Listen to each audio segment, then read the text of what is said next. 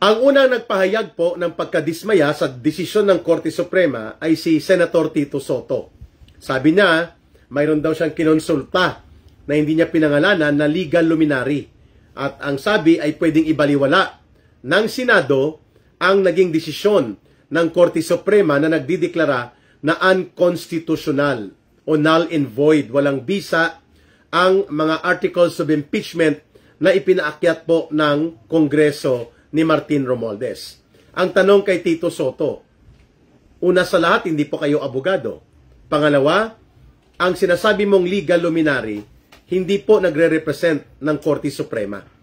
So kung ano man o 1,000, 1,000,000 man na legal luminaries ang kinonsulta ni Senator Tito Sotto, it does not warrant na mali ang Supreme Court at tama sila. Sapagkat in the process of our operations as a government, ang Korte Suprema lamang po ang may kapangyarihan, natatanging kapangyarihan na binibigyan ng otoridad para mag-interpret ng batas. Kung ang batas ba ay tama o hindi nang naaayon sa saligang batas. Only the Supreme Court is allowed to do that. So kahit 1,000,000, 100,000 na legal luminaries pa ang konsultahin ni Senator Tito Sotto, it will not alter, it will not change the very fact and very reality that in our system of government, it is the Supreme Court that is the exclusive and the highest arbiter and interpreter of laws. Hindi po ang mga legal luminaries, hindi po ang mga political analyst, hindi po yung mga nagpapakilalang expert-expertan hinggil sa mga political observations, kagaya po nitong hambog at arogante na si Richard Hiderian. No? Hindi ko nga ito kilala eh.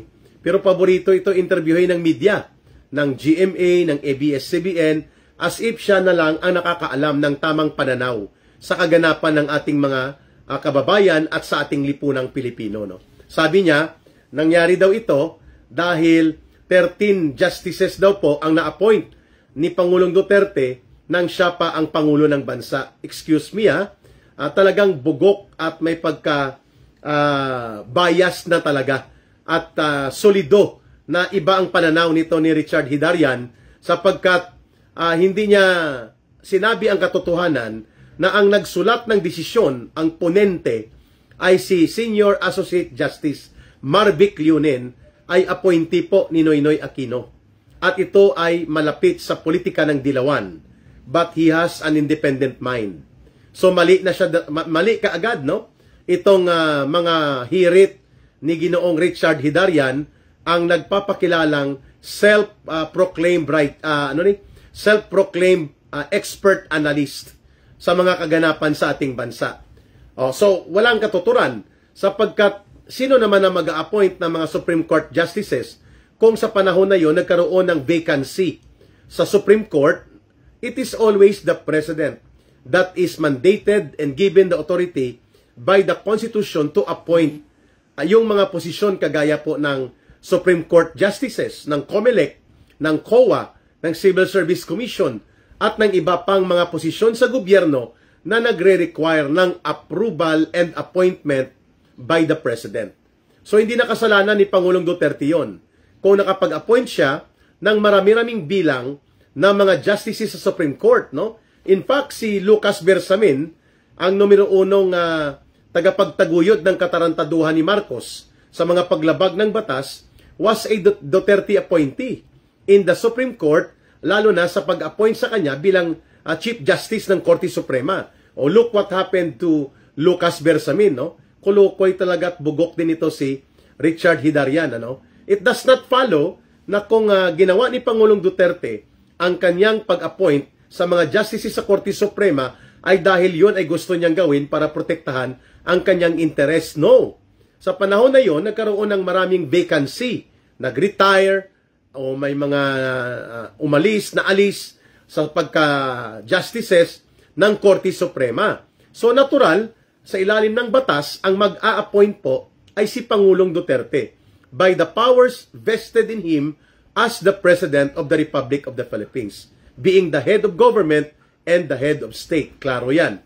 So mali po at baluktot itong pananaw hambog at arrogante na ito na nag-i-expertan na kunwari analyst itong si Richard Hidarian, iniinsulto pa niya ang ating mga kababayan sa Mindanao na tinatawag niyang Sub-Saharan region na parabang hindi umunlad at hindi umabot sa modernong panahon ang ating mga komunidad at mga pamayanan sa Mindanao at ang ating mga mamamayan. No? Very regionalistic chauvinist, regional chauvinism o mapang-alipusta na uri ng tao itong si Richard Hidarian. Kaya nga baluktot ang kanyang pananaw, bugok pa ang kanyang mga paninindigan. So, it does not matter kung sino nag-appoint sa mga Supreme Court justices na ito. What matters most is kung tama ba at umaayon sa kanilang pagsasagawa ng kanilang mandato ang ginawang desisyon na walang bisa at pagdideklara bilang unconstitutional nitong chapsoy at pansit canton na uri ng articles of impeachment na pinalusot nila Martin Romualdez at isinomite sa Senado. Klaro yun, mga kababayan. Okay. So, puntahan po natin itong delikado na mga postura at ginagawang pahayag ng ilang mga senador na atat na pumapel. Atat na umepal, no? At mapag-usapan sila sa publiko. Una sa lahat, hindi ito abogado si Tito Sotto. And mababaw ang kanyang pag-intindi sa batas. Nakalimutan niya na ang Senado, ang Kongreso, ay hindi po exempted na mapailalim ang kanilang mga ginagawa into the review of Supreme Court when the question is focusing on the legality and constitutionality of their actions. Yan po ay sakop ng mandato ng Korte Suprema. Kailangan siguro mag-review ito si Senator Tito Sotto ng Law 101 at magkaroon ng crash course o short course kung ano ang tinatawag na separation of powers, ano po ang mga constitutional duties ng judiciary, ng Congress, ng executive. No? Dapat para hindi naman nakakahiya yung mga pinagsasabi nito na pwede daw ibaliwala at hindi susundin ng Senado ang desisyon ng Korte Suprema patungkol po sa pagbabasura at pagdideklara bilang unconstitutional itong inilabas na mga articles of impeachment, no? Dahil daw may kinonsulta siya ng mga legal luminaries. Ang challenge ngayon sa iyo, Senator Tito Sotto, hindi mag-submit ka ng appeal, you intervene in behalf of the Senate and submit an appeal urging the Supreme Court to reverse their decision. You can do that. Bring in your legal luminaries and then you go to court. Instead na magngalngal ka at magpahayag ka na kunwari ay may kabuluhan ang punto mo, nakakahiya sapagkat as a senator, dapat ikaw ay isa sa mga role models na sumusunod sa mga batas at sumusunod sa tamang proseso ng pagpapatupad ng batas. And that includes ang pagsunod sa kung ano ang naging interpretasyon at naging desisyon ng Korte Suprema hinggil sa mga usapin na may kabuluhan sa ating kalagayang nasyonal at sa buong kalagayang panglipunan ng mga mamamayang Pilipino. You should be the one to follow the rules of law, and even you should be the one to understand that the rule of law includes the Supreme Court, kung anong desisyon niya hinggil sa mga batas at interpretasyon hinggil sa kung ano ang diwa at ang layunin ng batas at kung ano ang sinabi ng Korte Suprema, yun po ay mananatili na superior. Kaysa Senado, sa pananaw ninyo, hindi kayo sumasang-ayon, but the only interpreter and arbiter in the interpretation of laws, including kung valid o hindi ang mga ginagawa ng ahensya ng gobyerno, kung ito ba ay naaayon sa saligang batas at sa mga umiiral na batas ng ating bansa, that authority and function belong to the Supreme Court. Mahirap pang intindihin yan, Tito Sotto. Ito pa ito. Isa pa ito si Kolokoy Joel Villanueva, no? Akala mo matino din, ano? Kinwestiyon niya at sinasabi niya na they can proceed because ang Senado daw, when they are convened as an impeachment court, ay isang sui generis. Ano po itong sui generis na ito, no? I think this is a Latin word, no? Or combination of French and Latin. Sui generis. Ano po itong sui generis? Ibig sabihin po nito, kapag ang korte, ang Senado ay nag-convene bilang Senate Impeachment Court, they are an authority and a body of themselves. separate daw ito. At ito daw ay may sariling dynamics and operations na hindi po pwedeng maisubject daw sa kung ano ang desisyon ng Korte Suprema, sapagkat exclusive daw ang mga desisyon hinggil sa Senado kung kanilang anong gagawin nila tungkol sa articles of impeachment. Yun na nga po ang sinabi ng Korte Suprema. The Senate now loses jurisdiction because how can you assume jurisdiction on something that has been declared illegal, on something that has been declared null and void? Meaning, walang bisa ang mga articles of impeachment dahil sinortcut, dinaya, pinalusot, at hindi po sinunod ang mandatory requirement of procedural and substantial due process of law, including ang equal protection of law doctrine. And these are mandatory requirements in any legal proceedings that include the impeachment process. Hindi ba malinaw sa iyo yon, Joel Villanueva? Excuse me pwede siguro mag-review ka rin, kagaya ni Tito Soto, ng Law 101 at ng short course on the operational interplay and doctrine of operations of the separation of powers ng tatlong branches of government, the judiciary, the executive, and the legislative. Sapagkat malinaw po ang nakasaad sa saligang batas. Ang may tungkulin at may mandato, may otoridad na pwedeng mag-interpret ng batas kung ito ay tama o hindi at naaayon sa pundasyon at framework ng saligang batas, it is only the Supreme Court can do that. Nagsalita ang Korte Suprema that the articles of impeachment na pinalusot nila Martin Tambaloslos at ng mga alipores niya ay nag-shortcut. Inikutan nila ang batas, binutas nila ang proseso, at ginamitan ito ng pandaraya at panunuhol. Kaya tinawag ng Korte Suprema na null and void, at the same time unconstitutional. Ito po ang interpretasyon na tama.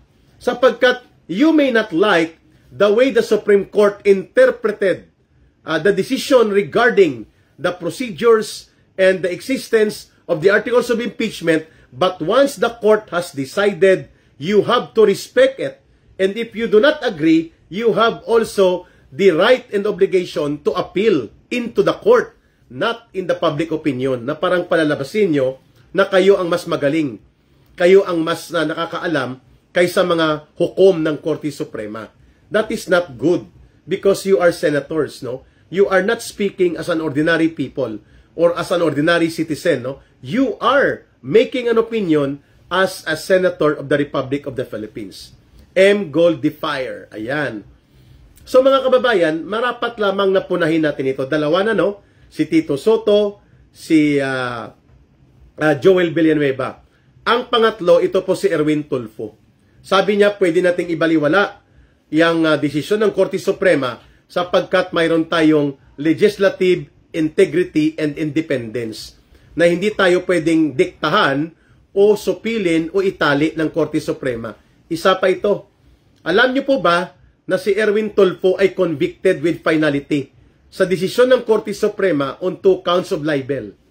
At yan po ay kaso at krimen na kapag na-convict ka, ay bawal ka pong humawak ng kapangyarihan sa gobyerno, sa anumang antas ng gobyerno, either elected or appointed ka. Dapat hindi ito nakaupo kaya nga hindi yan dapat pinaupo doon sa DSWD at dapat hindi rin ito nakaupo doon sa ACT-CIS party list sapagkat yan ay crime involving moral turpitude. Ang krimen na libel under our definition of laws is a crime involving moral turpitude. And if you are convicted of a crime involving moral turpitude, at para kay Erwin Tulfo, good morning idol, Sir John Sancho from Kalinog, Larry John Caporal Sancho, thank you Maluma Nayuba and Kads Dan. Ulitin ko po itong isa pang kulukoy na senador na si Erwin Tulfo, convicted po ito sa Supreme Court with finality. 2 counts of libel. At ang krimen na libel, kapag na-convict ka po, ang kategorya niyan is a crime involving moral turpitude. And under the rules of law, hindi ka pwedeng ma-appoint, hindi ka pwedeng ma-elect into a public office or any government position. Iwan ko dito sa Comelec na sindikato na to, pinalusot nila ito, si Erwin Tulfo. No? At ito ay, klaruhin ko convicted 2 counts of libel with finality sa Supreme Court natin. At ito ay involved din sa kaso ng pandaraya ng kanyang passport at US visa dahil gumamit ito ng peke na pangalan. No? Ang kanyang pangalan ay Erich Sylvester Stallone Tulfo. Erich Sylvester Stallone Tulfo. At na-enlist ito for a certain period of time sa US Army, mga kababayan. Illegal. Parang si Gibo Teodoro din na mayroon palang golden passport at Maltese citizenship. Subalit na-appoint pa bilang defense secretary. Kahit sabihin niyang give up niya ito, pero itinago niya ito sa taong bayan. Ganito din ito si Erwin Tulfo Kolokoy, no? Para komentaryo pa siya na dapat daw sundin ang mga nakasaad na otoridad ng kapangyarihan ng Senado bilang impeachment court at wag daw pansinin ang desisyon ng Korte Suprema. Okay ka lang? Ikaw nga ang dapat tanggalin dyan eh. Dapat kung may abogadong mag-sponsor sa akin, I am willing na isubmit ang petition for quo warranto. Ano pong petition for quo warranto sa Korte Suprema? Ito po ay nagpapahayag na from the very start, illegal, walang bisa at bogus ang pagkakaupo ni Erwin Tulfo bilang senador. Sapagkat siya po ay may final conviction sa Korte Suprema. 2 counts. Ulitin ko, 2 counts of final conviction sa Korte Suprema. At ang conviction niya ay libel. At ang libel ay isang krimen na ang definition, crime involving moral turpitude. Kagaya ng rape, kagaya ng robbery. Mga moral turpitude crimes yan, mga kababayan. Hindi ka pwedeng ma-appoint, ma-elect, temporary or elected or permanent in any government position, including sa pagkasenador. Pero dahil balasubas itong si Martin Romualdez, pinaupo nila ito si Tulfo doon at ginamit nila na tirador nila sa mga special operations nila. Ngayon, na-elect as senador. Nakakahiya ito, Banana Republic na tuloy ang tingin ng iba sa atin. No?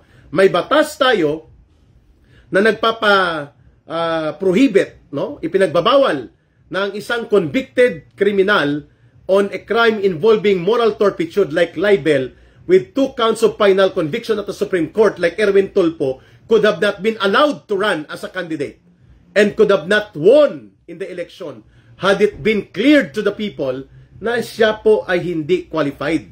At maliban pa dyan sa pandaraya niya ng kanyang pangalan, kung kaya naka-obtain ito ng US visa, itong si Erwin Tulfo, mga kababayan, no? Ng US passport, mga kababayan. Kaya nga, tapos magkomentaryo pa siya, no? Na dapat daw wag sundin itong desisyon ng Korte Suprema sapagkat pwede naman daw igiit ng Senado ang kanyang kapangyarihan as an impeachment court. Hello? Mag-review ka rin ng Law 101. Mag-review ka rin ng konstitusyon kung saan nakasaad po dyan that the only interpreter and arbiter in the final interpretation of laws, ang may poder na gumawa niyan ay Korte Suprema. At kapag nagsalita ang Korte Suprema sa isang batas o hinggil sa isang desisyon na nag-i-involve ng batas, ang lahat ay susunod, including the President, including the Senate, including Congress. Hindi kayo exempted, ha? Pa-impeachment court kayo dahil gusto nyo lang tanggalin si Sara Duterte. Excuse me, ha? The Supreme Court is the highest court of the land. It has the final say in everything that pertains to legality. You are correct, Sir Cesar. I agree to you. At walang pwedeng sumuway dyan. Otherwise, kung hindi po susundin ang Korte Suprema, kagaya ng sinasabi ngayon ni Senator Mig Zubiri, magkakaroon tayo ng constitutional crisis. At kapag nagkaroon ng constitutional crisis, magkakaroon ng malawakang kaguluhan. Tama po si Senator Zubiri dyan. Para magkaroon po tayo ng order, magkaroon po tayo ng stabilidad, magkaroon po tayo ng kapanatagan kahit na medyo humaharang sa bituka at lalamunan ni Erwin Tulfo, ni Tito Soto, ni Bam Aquino, ni Kiko Pangilinan at ni Joel Villanueva, dapat sumunod sila. No? Ganon din ito si Kiko Pangilinan at si Bam Aquino. Iwan ko bakit nanalo pang mga kulukoy na ito. They don't deserve to be in the Senate. Itong mga taong ito, ang layunin nila dyan ay magkaroon po ng poder at kapangyarihan upang ma-revive ang zombie politics ng Dilawan at Pinklawan. But they are not serving the interest of the people. Itong si Kiko Sharon Cuneta Pangilinan at itong si Bam Aquino. Sabi ni Rialyn Margot, si Soto, di naman yan abogado, pilingero din. Tama po kayo. Isa pa yan si Aklang Hidarian, papansin. Putok botsin ng tao na yon ngayon. Isang libot, isang tuwa na naman ang alam ni Tito Soto, sabi ni Ace Chris. Okay. Freddy Simbilio from Oman. And Soto is, anong sabi ni, mas marunong pa sila sa Supreme Court. Sabi ni Oribet, wala naman bumoto dyan sa Cebu kay Kiko na yan. Mga hindi naman abogado, pero piling abogado. Sabi ni Oribet, truth matters, maganda na maingay sila Soto, Bam, Kiko, at para lalo silang masira, including yan si Erwin Tulfo. Thank you. No? Tama, ito sila, 5. Si Tito Soto, si Erwin Tulfo, si Joel Villanueva, si Kiko Pangilinan, at si Bam Aquino. No? Tito Soto is from Wambol University. Sabi ni Tomas Del Mundo. Wambol University. Napatawa tuloy si Ka Eric. Opo, School Bukol. Sa School Bukol yung Tomas Del Mundo. Ka Eric, may idol, pwede ba magpa-shoutout kay Yob Tumulak from Lapu-Lapu City, Cebu. Ariel Estudillo. Thank you, Ariela. Shout out dyan kay sino to? Kay Yob Tumulak. Boy Tumulak siguro ito. Natatawa din ako, sabi ni Gina Ispilita. Si Kiko abogado.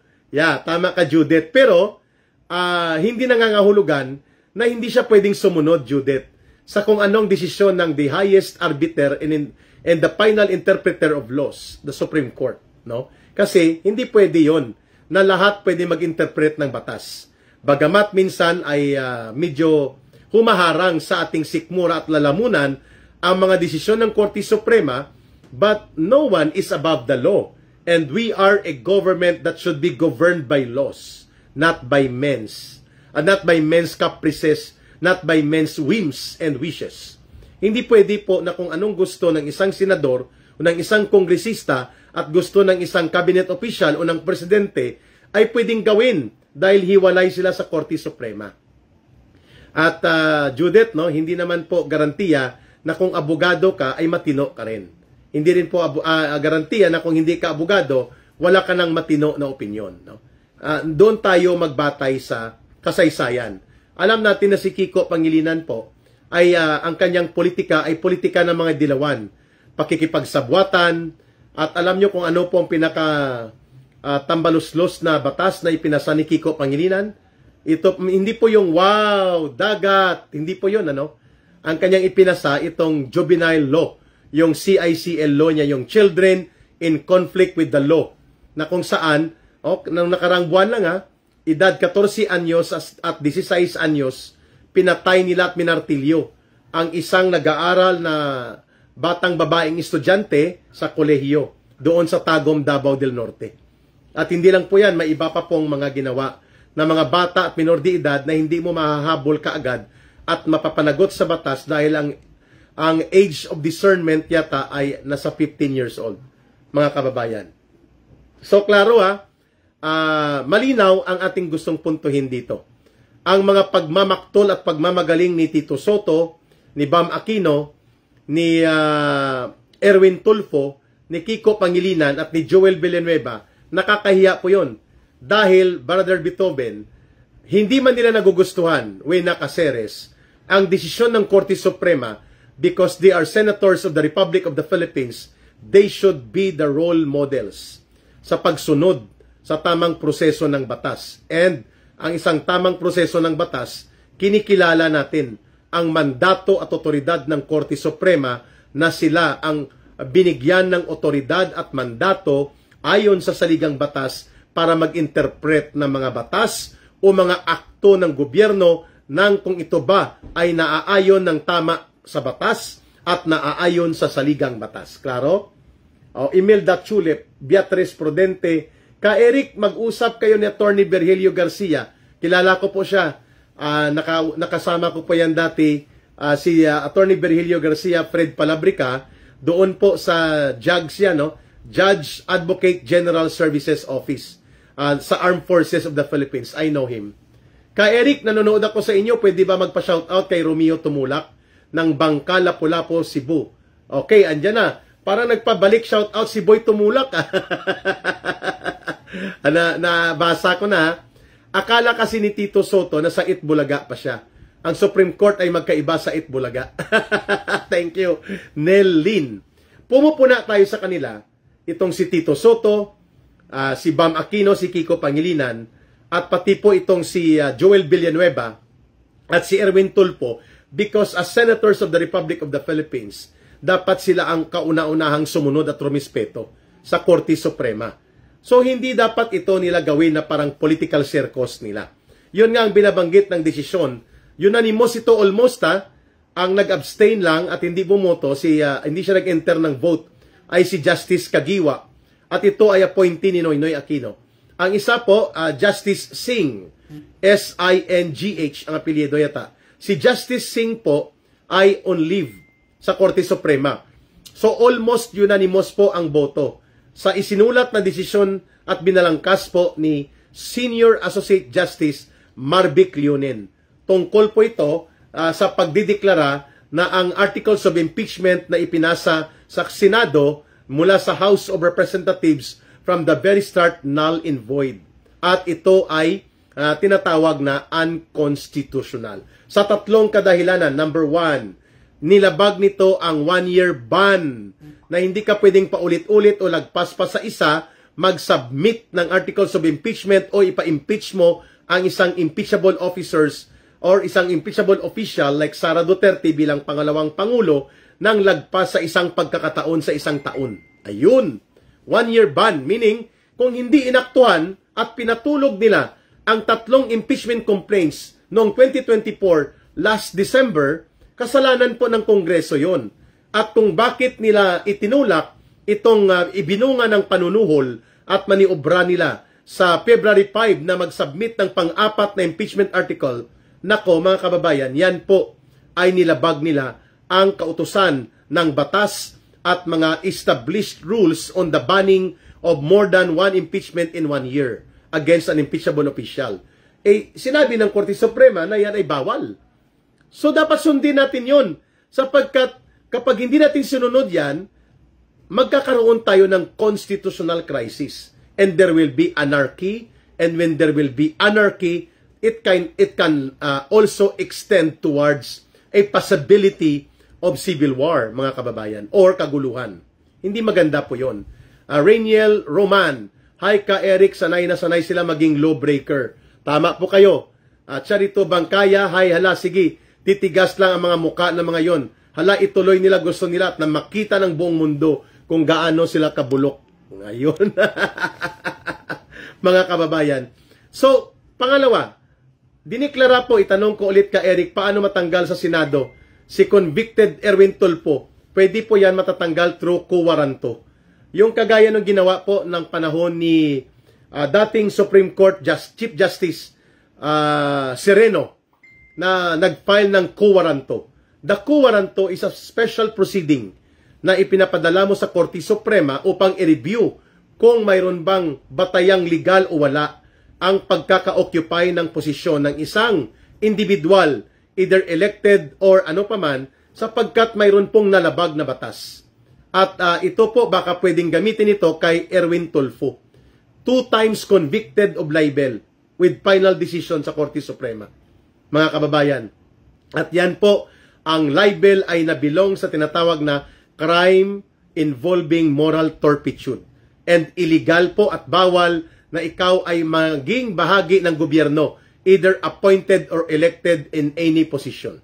Klaro tayo dyan. So nagpahayag na ang Korte Suprema. Sabi ni Gilbert Labrador, i-contempt dapat sila ng Supreme Court. Pwede po yan, no? Lalo na itong mga senador na walang galang sa batas, ano?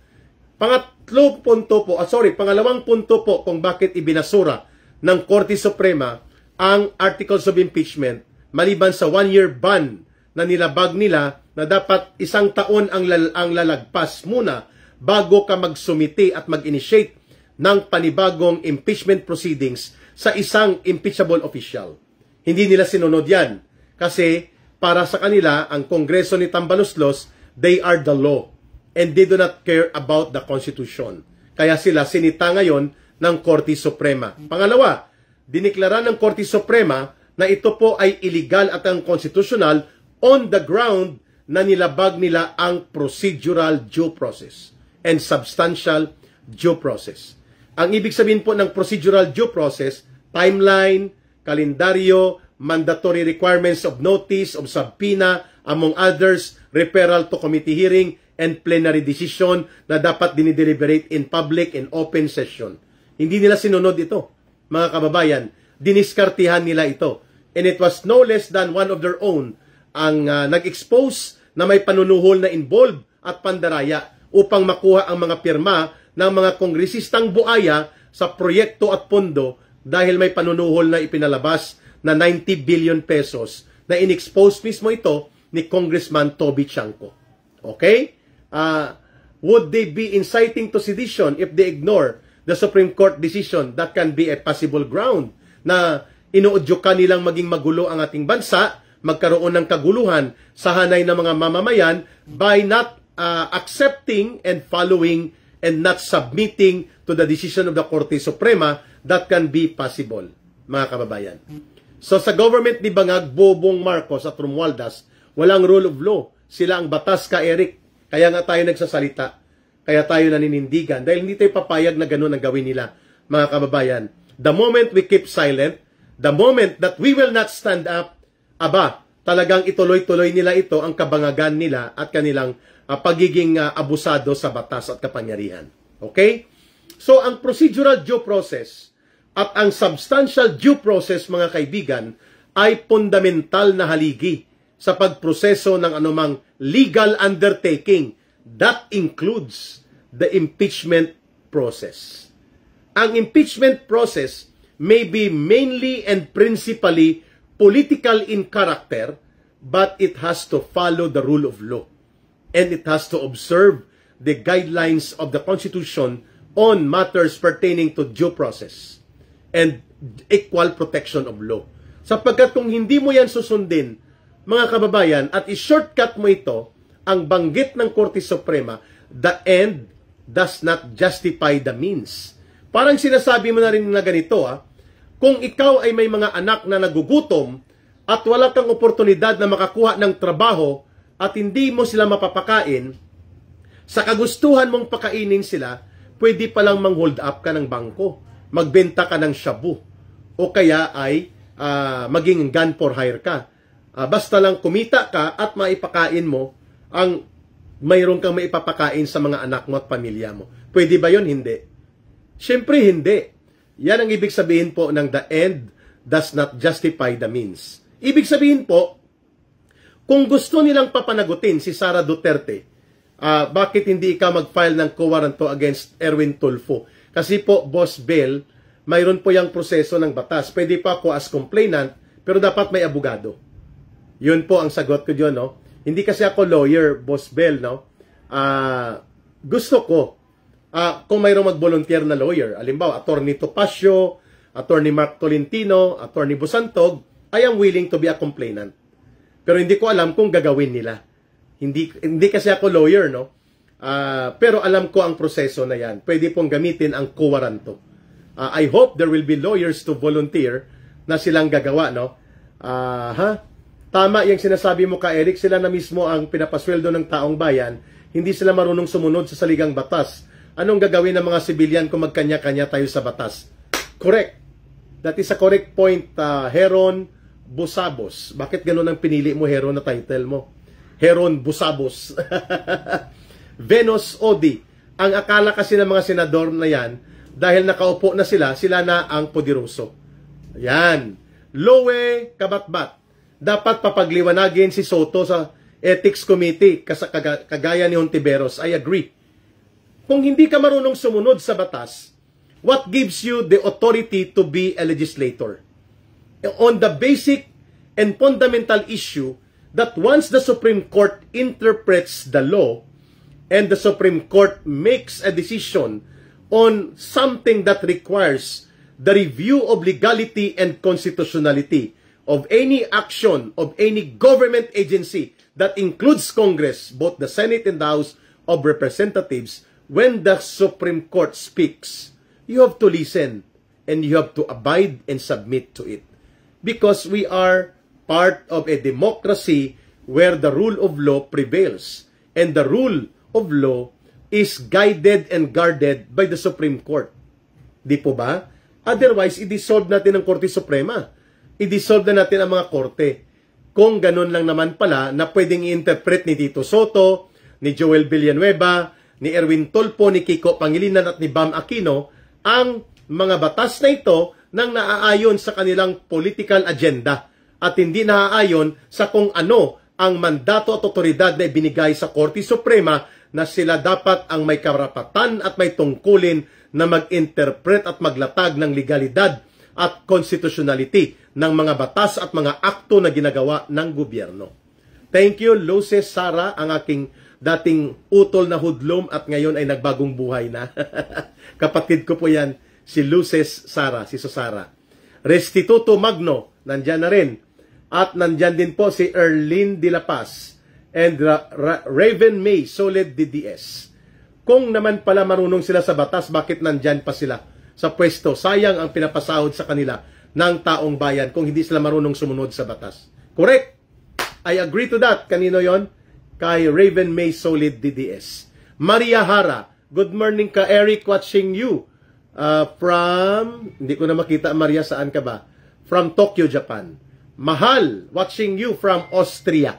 Ayan, naka-shades pa yung muka ni Mahal. Lina Lynn Lopez, nagsampa po ng case si Toto Kausing, ng case para ma-disqualify. Sinong ma-disqualify? Hindi na umakyat, Lina Lynn. Ewan ko to sa cellphone ko, hindi ko na mabasa ang dugtong ng sinabi mo. Okay, klaruhin ko ulit mga kababayan. Antuin Digamo, kana ipile na ka Eric, ikuwaranto na yan si Tulfo. Oo nga I'm calling on volunteer lawyers to draft the complaint para po matanggal ito si Erwin Tulfo sa Senado. I think si attorney and retired General Virgilio Garcia ay nagsalita tungkol dito. That Erwin Tulfo should have been disqualified at the very instance na nag-file po ito ng kanyang certificate of candidacy. No? Mantakin mo, sinasayang natin how much will Tulfo earn kapag hindi po siya, how much the people are going to spend money for Tulfo for a nonsense senator na nandyan, na hindi qualified. So for every year, siguro makakakuha ito si Tulfo ng hindi bababa sa mga 50 million to 100 million pesos, including na ang mga perks, privileges, at iba't ibang mga tinatawag na mga extraordinary fund nila. Mababa na yung 100 million pesos.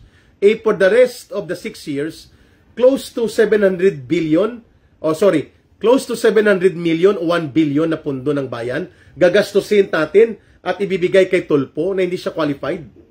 Hindi siya qualified from the very start, mga kababayan. At ito ay nakakasulasok sapagkat pinalusot yan ng COMELEC. Even in the first place, alam nila, no? Tama po kayo, brother ka Eric. Salamat sa iyong paglilinaw. King ko yan si Soto. Sabi ni Binoy. Binoy Common Sulapas. Bob Ingagamo, tama ka, brother ka Eric. Mga abusado yan. Sila ang mga senador. Tandaan natin, re-electionist yan si Villanueva sa 2028. Sabi ni Ma'am Teresita Aguiling, wag nang iboto. Tarantado din, Sasabihin niya, the Senate as an impeachment court is a sui generis entity. Pasimple natin yung termino na sui generis. I do not know what to pronounce correctly. Sui generis or sui generis. S-U-I and then generis is G-E-N-E-R-E-S. Generis. Ang ibig ko lang namang sabihin is very simple. You are not the court. You are not the Supreme Court, Joel Villanueva. Go to Supreme Court and file a petition challenging or assailing or even questioning the decision of the Supreme Court with 13-0 at doon mo i-argue ang sinasabi mo. But for as long as there is no ruling on the part of Supreme Court to reverse what has been decided in as far as the bogus impeachment articles are concerned, you have no authority and no jurisdiction at all to proceed with your bogus trial of a bogus article of impeachment submitted before you by the House of Tambaloslos. That's the simple explanation about it. Kung gusto nyo na ipa-impeach at papanagutin si Sara Duterte, bring it on again. Kung kaya nyong ilusot on February 6, 2026 and onwards. That's the timeline na binanggit ng Korte Suprema, and make sure that you will observe by the strictest sense of the due process of law, both procedural and both substantial due process. And you must also observe the equal protection of law. Wala po kaming sinasabi at hindi rin sinasabi ng Korte Suprema na inaabsuelto nila si Sara Duterte. But you cannot do the shortcut of the process. You do it correctly and you do it properly and bring Sara Duterte into a fair and square objective trial without using panunuhol, bribery, corruption, at mga palusot at mga discarding bulok para lamang mapabilis ang inyong impeachment trial laban kay Sara Duterte. Bing Manawis from Dagupan City. And sino pa mga nandito? Si Mahal, nag-delete ng message. Si Teresa Are. Sinampahan po ni Attorney Kausing to disqualify Erwin Tulfo. Okay, very good. I thought once decided by Supreme Court in finality, convicted should be arrested and put in jail. So why need a coup warrant too? Yun din ang question ko, Boss Bell, no? Mukhang nag-lapse ang imprisonment order. Baka nagbayad, baka ang order, hindi ko nakita ng order completely, but it is confirmed, Boss Bell, na siya ay convicted with finality. Dapat nakulong siya. Ang tanong, bakit hindi siya nakulong? Then also the Supreme Court will explain that, no? Dahil hindi ako lawyer, I do not want to assume. Pero ang sabi sa akin ng isang lawyer na classmate ko nung college, ay pwedeng nagbayad siya ng penalty dito sa customs official na kanyang inalipusta at binanata ng tudo-todo, kaya siya nakasuhan at na-convict ng libel up to the Supreme Court. So baka nagbayad at naka-waive. Na-waive po ang kanyang imprisonment term. Cyrus Pamunag, yan ang epekto ng paboto sa mga Escalera Brothers. Kasama si Miss Tapia Hontiveros. Okay ka rin, Cyrus. Sabi ni Cyrus Pamunag, yan ang epekto ng patuloy na pagboto ng mga tao sa mga Escalera Brothers sa School Bukol, kasama dyan si Miss Tapia Hontiveros. Oo nga, no? Ang body figure ni Hontiveros, parang si Miss Tapia.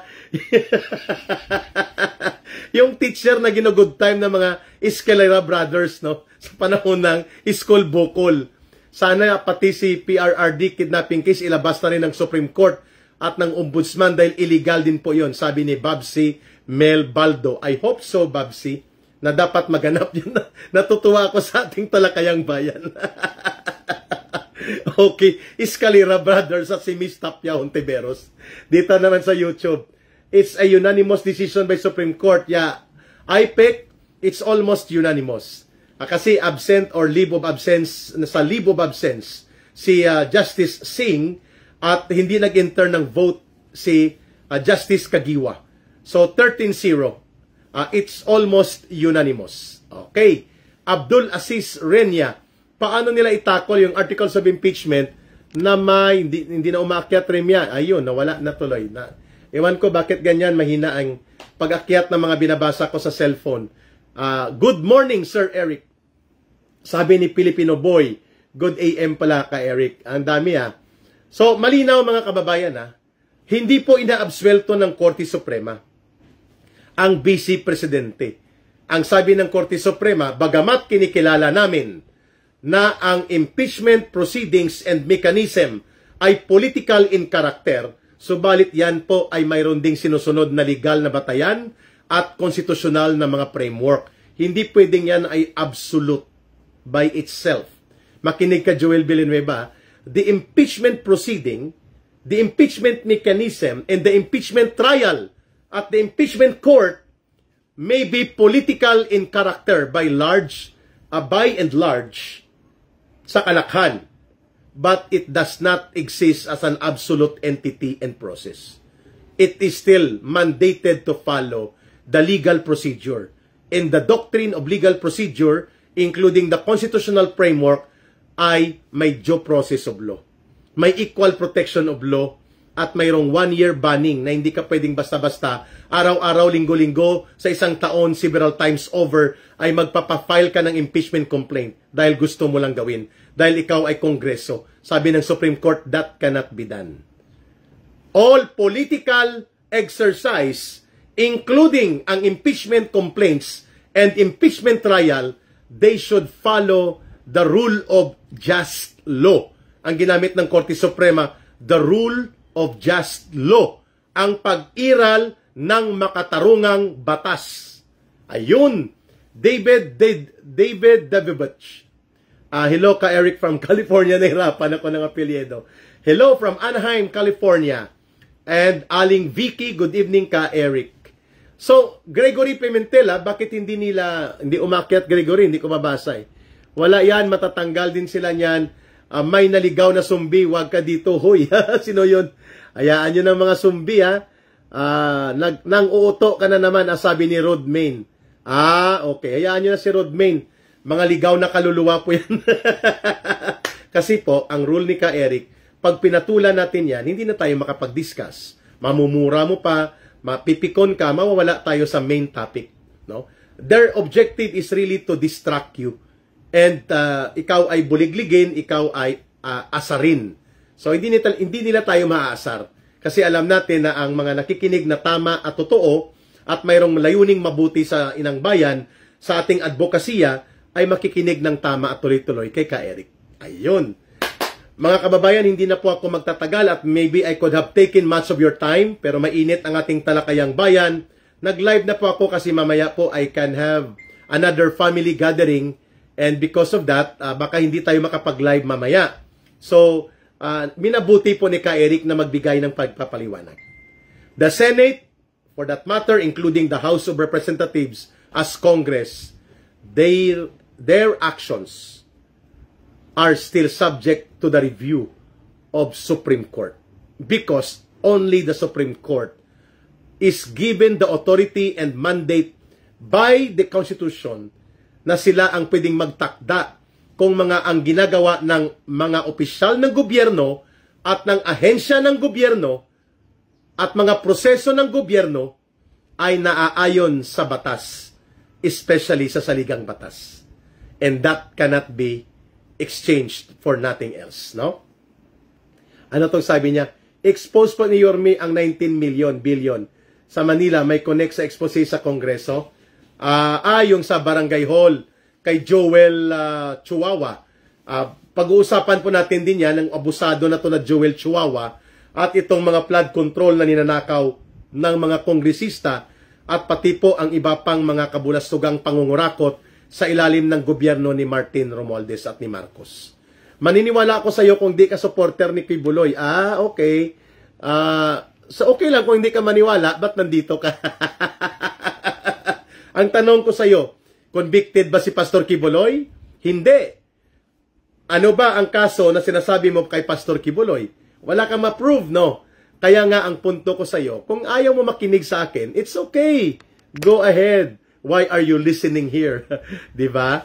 Kasi si Tambi Romualdez, ang mga kapwa niya buhaya, na allied sa CPP, NPA, NDF, ay mga nasa Malacanang din. At pwede po na sila ay naging pugad na rin ng mga masamang impluensya sa gobyerno. Correct? Joy Gardner. Okay? So mga kababayan, hayaan nyo na po ang sumbi. Ayaw na niya maniwala sa akin dahil supporter ako ni Kibuloy. I am not ashamed to do that. Pastor Kibuloy is presumed innocent until proven guilty otherwise. There is no case na nag-prove na na-trial na siya ay nagkasala. Samantalang ito po, ang iyong mga tauhan mo, si Marcos, magnanakaw. At yan po, okay, hindi ko na mabasa kasi nahirapan ako sa cellphone sa kabila na hindi siya umakyat.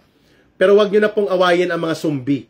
Sila po ay audience natin at klaro po yan na sila ay binabayaran para ang kanilang kaluluwa ay isanla nila at ibenta para may pakain sa pamilya nila. Kawawa naman. may baha pa naman. Inutil ang gumawa ng ponente ay si Senior Justice Leonen. Okay, but 13-0 ang naging desisyon, mga kababayan.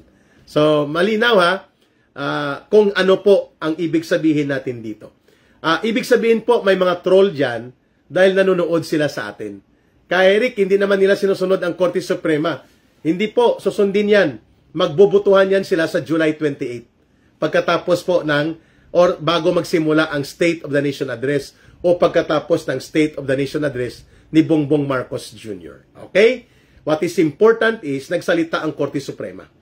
May pag-asa pa pala tayo that the rule of law can still be achieved for us to be protected, mga kababayan. Okay? Hazley Garcia, thank you sa pagtatanggol. Weng Caceres, thank you also.